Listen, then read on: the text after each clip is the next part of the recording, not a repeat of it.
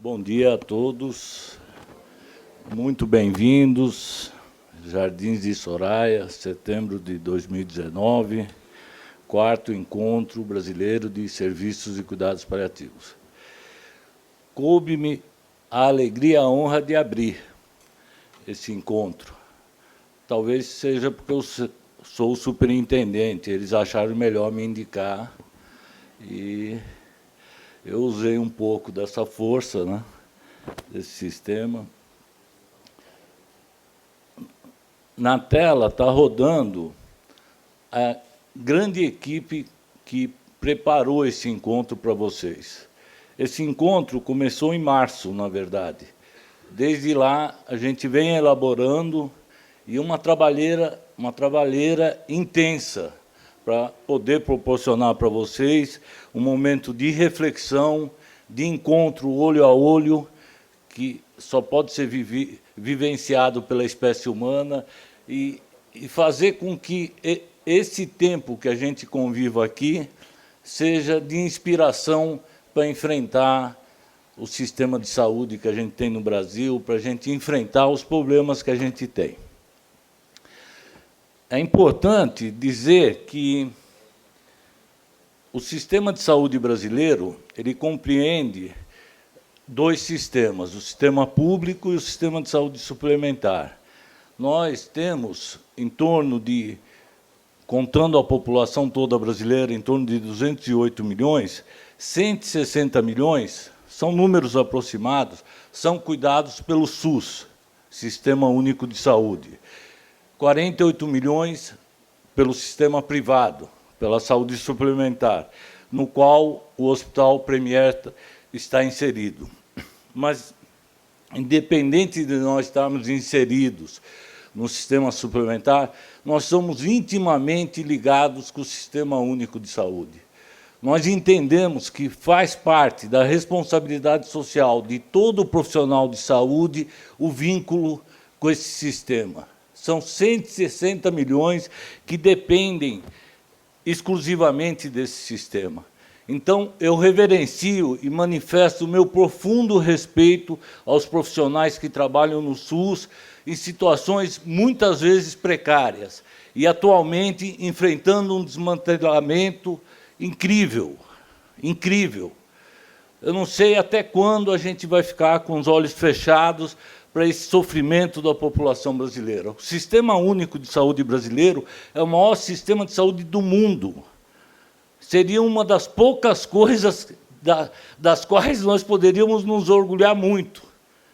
Então, me chama muito a atenção, porque, na verdade, nós temos aqui profissionais do sistema público, do sistema privado, independente das nossas realidades, que são muito diversas. Você falar num ambiente de sistema privado, onde os recursos são abundantes e você pode fazer as coisas, mas o sistema público funcionando, nós temos iniciativas como em Pelotas, conduzidos pela doutora Julieta Fripp, onde é desenvolvido um cuidado paliativo numa rede de saúde primária.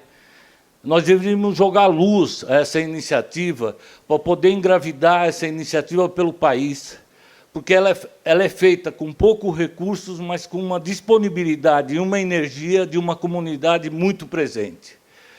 E temos serviços do Maranhão, que estão presentes aqui.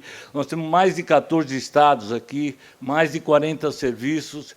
Então, chama a atenção que a gente, do Hospital Premier, tem a responsabilidade de servir de plataforma para os trabalhadores do SUS. Eu assumo o compromisso público aqui que, para sempre, assim, enquanto eu estiver na direção, enquanto meus irmãos manterem a responsabilidade de me manter na superintendência, não sei o que vai ser amanhã, mas enquanto eu dirigir esse hospital, eu tenho um compromisso público com o SUS.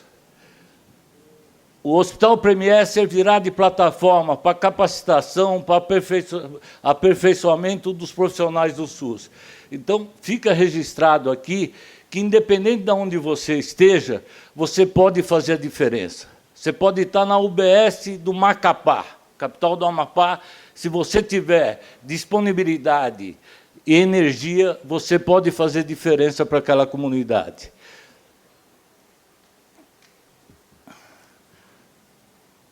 Vocês me perdoem, porque eu decidi não decorar o que eu ia falar e falar com o coração. Então, liberdade poética.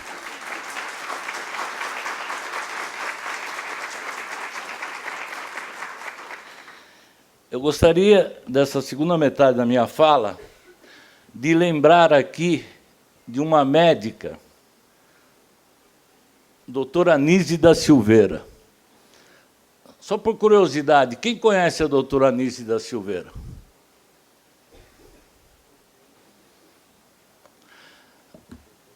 Essa nordestina, alagoana, se formou em 1931 numa faculdade de 150 alunos, ela era a única mulher.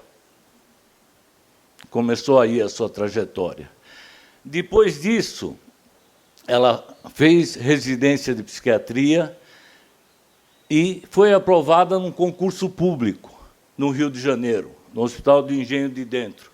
E, chegando lá, depois de aprovada, foi orientada pelo diretor a conhecer as práticas do tratamento psiquiátrico da época. Aí, quando ela se deparou que os pacientes psiquiátricos eram tratados com eletrochoque, com insulinoterapia e com isolamento, ela falou, isso eu não faço. Nós estamos falando em 1945. Se abstraiam e viajem para aquele tempo e observem a coragem dessa mulher, que deveria ser cultuada em todas as faculdades de medicina. Porque essa mulher mudou o tratamento psiquiátrico do Brasil e do mundo. A partir do momento que ela passou a tratar dos esquizofrênicos com terapia ocupacional. E a gente, para entender essa época, para entender o que é um consenso, nessa época ganha o Prêmio Nobel de Medicina um neurocirurgião português que inventou a lobotomia.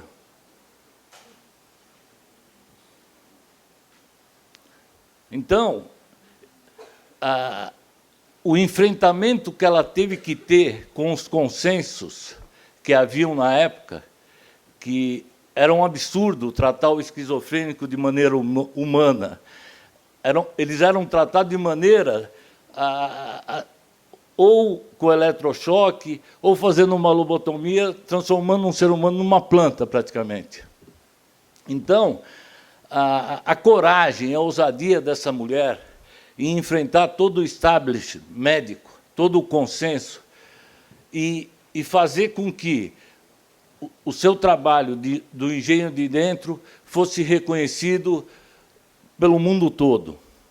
Ela chamava o paciente de hóspede na casa onde ela montou. Então, que isso nos sirva de inspiração diante das inúmeras realidades que são vivenciadas na plenária aqui, e não cabe aqui estabelecer o que é certo e errado, mas cada um de nós sabe, mas nos sirva de inspiração na questão de que é proibido pecar contra a esperança. E é proibido pecar contra a esperança de nós termos um sistema de saúde digno aos brasileiros. Obrigado e bom encontro.